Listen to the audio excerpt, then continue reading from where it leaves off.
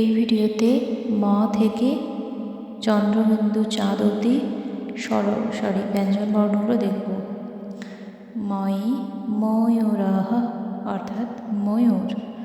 আমি আগেই বলেছিলাম সংস্কৃতে যে কোনো শব্দের সাথেই বিভক্তি যুক্ত করা হলে তবেই তাকে সংস্কৃত শব্দ বলে গণ্য করা হয়, নইলে তা সংস্কৃত ভাষায় শব্দ বলে গণ্য করা যাবে না। তাই ময়ূরের সাথে এখানে বিভক্তি যুক্ত করে হয়েছে ময়ূরঃ। আর কোন শব্দের সঙ্গে কী ধরনের শব্দে কী ধরনের বিভক্তি বসবে সেগুলো পরবর্তী ভিডিওতে বলবো। অন্তস্তয় হচ্ছে ইয়মঃ অর্থাৎ যমরাজ, আমরা বাংলায় যাকে বলি যমরাজ।